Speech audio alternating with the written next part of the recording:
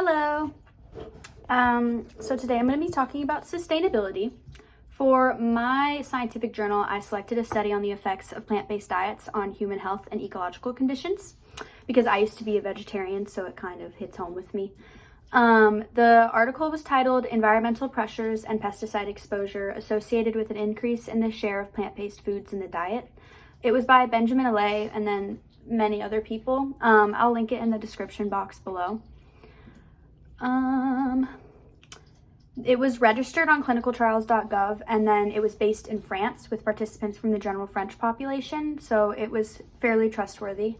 The researchers collected lots of data that pointed in favor of plant-based diets for human health, nutrition-wise, and then specifically focused on how it would be extremely beneficial for the environment, which is how it kind of ties in with sustainability.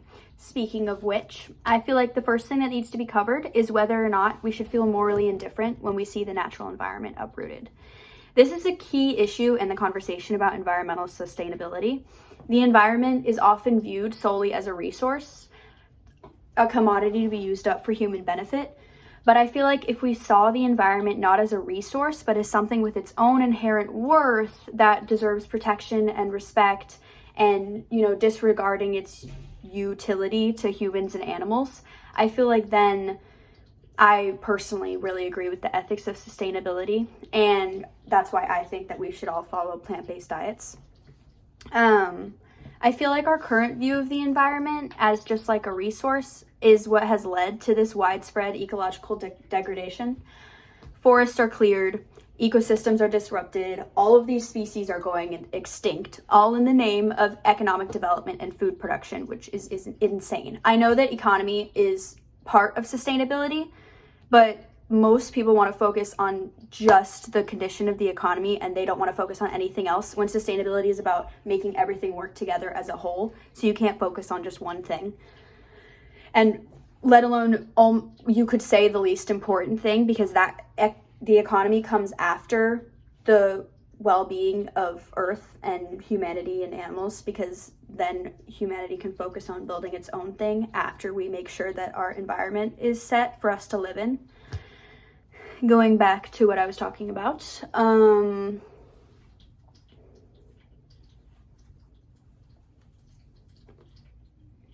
we often debate whether animals have rights or whether they have the ability to suffer and feel pain, which I think we've decided at this point that they definitely do. But it was interesting in some of the articles that you linked that we were talking about plants. I was wondering if we should feel morally conflicted about the destruction of trees and the draining of wetlands, but if the plants aren't even sentient.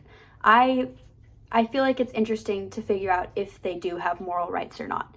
It's kind of difficult to argue that they do, but there is an ethical framework that suggests that we still have an obligation to protect them, according to that article, which stems from the intrinsic value of nature. A forest, for instance, might have worth that goes beyond its usefulness to human or animals because it plays a role in maintaining the balance of the ecosystem. It provides habitat for countless species and helps regulate the climate. So even without sentient experience, these environments still have value simply by just existing in their natural state. Now, I want to talk about the intersection of these environmental ethics and then food choices. The idea of shifting towards plant-based diets isn't just about nutrition, it's also deeply ethical. The ethics of food involve our relationship with the planet and the animals we share it with. Studies have shown that shifting to a plant-based diet can significantly reduce environmental pressures, especially in terms of land occupation and carbon emission. The scientific study I read found that it's possible to achieve up to 95% of your caloric intake and like 80% of your energy and nutrients from plant-based foods without compromising nutritional needs. In fact, as the proportion of plant-based foods in the diet increases, environmental pressures go down significantly. So it really isn't a bad thing for the environment to go plant-based. For example, increasing plant protein in the diet has been shown to reduce beef consumption, which is a major contributor to greenhouse gas emissions. And if we were to replace a large portion of animal proteins with plant proteins, we could see dramatic reductions in the agricultural land use and pesticide exposure, which is huge. But this shift needs to be gradual and considered. Changing the global food system will require new policies, better agricultural practices, and social infrastructure to support it. We can't just all make the switch to plant-based and think that everything's gonna go perfectly. We need to be slow about it and actually focus on all of the different subsets of sustainability. Let's move now from individual food choices to broader ethical policies. Organic farming, for example, offers a more sustainable approach to food production. It avoids synthetic pesticides, uses crop rotation to maintain soil health, and is generally less resource intensive than conventional farming. But is it perfect? Not necessarily. While organic farming is better for the environment in better ways, it still faces challenges. For one, it requires more land per unit of food produced, which means that while it may reduce chemical runoff and pesticide exposure, it still requires careful consideration of land use, which is a huge thing when you're talking about environmental sustainability. One of the huge ethical dilemmas surrounding organic farming is the localization of food systems. Many of the crops that are grown for animal feed, like soybeans, are often sourced from places like Latin America, which was specifically mentioned in the research journal that I was reading. Which means that they contribute to deforestation in places like Latin America because they need those land masses to grow the soybeans. In a sustainable food system, these crops need to be sourced more locally to reduce transportation emissions and preserve ecosystems. We need to rethink how we produce and distribute food. This means shifting not just towards plant-based diets, but also towards localized crop and livestock systems that are more self-sustaining and equitable. Localizing food production can also help improve food security, particularly in low-income areas or countries where access to nutritious food is limited. For example, things like legumes, which are things that I feel like vegetarians eat very frequently, at least I used to, are incredibly nutritious, cost-effective, and have relatively low environmental impact. They can be grown locally as well to provide high-quality protein without the environmental costs of industrial animal farming and transporting them. This brings us to the ethical framework for policymaking.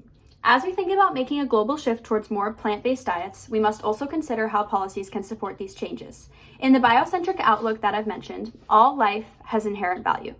This perspective goes beyond human-centric thinking and focuses on the well-being of the planet as a whole. Policies should promote access to plant-based foods, particularly those grown organically or with minimal pesticide use. A good start would be incentives for farmers to adopt sustainable practices, such as subsidies for organic farming or funding for local food chains. Governments could also help reduce food waste, which is a major issue with industrial food systems. By supporting these policies, we can reduce reliance on environmentally damaging agriculture and improve access to nutritious food globally. Another ethical question is how we balance sustainability with human needs. While focusing on the environment is crucial, we can't ignore the economic realities of the agriculture industry. Many people depend on livestock farming for their livelihoods. This is where the concept of just transitions come in, ensuring that workers in animal agriculture aren't left behind as the food system shifts. This means providing retraining, support for alternative livelihoods, and policies that encourage sustainable practices. Looking ahead, the ethical implications of our food choices are clear. We need to adopt food systems that restore ecological balance while meeting human needs. A plant-based diet can contribute to this balance by using fewer natural resources and reducing environmental degradation. But this won't happen overnight. A massive global transition to plant-based diets, coupled with localized solutions and a focus on sustainability in farming, is necessary for an ecologically sustainable future. But the real ethical question comes when we think about the broader implications of these shifts. How do we ensure that this transition is fair, equitable, and inclusive? Major parts of sustainability. How do we create a future where both the people and the planet thrive? Ultimately, these changes require more than just individual action. They demand bold policies, new frameworks for food production, and a deep ethical commitment to sustainability. It's about recognizing that our well-being is intertwined with the well-being of the entire planet, and that we have a responsibility to preserve it for future generations. In the end, ethical frameworks surrounding environmental sustainability and plant-based diets isn't just about choosing what's on our plates. It's about understanding our place in the web of life and our responsibilities to the planet, to other species, and to each other. As we shift towards more sustainable food systems, we have to remember that the choices that we make today have long-lasting effects. By embracing a more sustainable plant-based diet and supporting policies that promote both ecological and social justice, we can help ensure a future where people and the planet can thrive together. Thanks for listening, and I hope you'll take this conversation with you as you think about how your choices today can shape a more sustainable world tomorrow.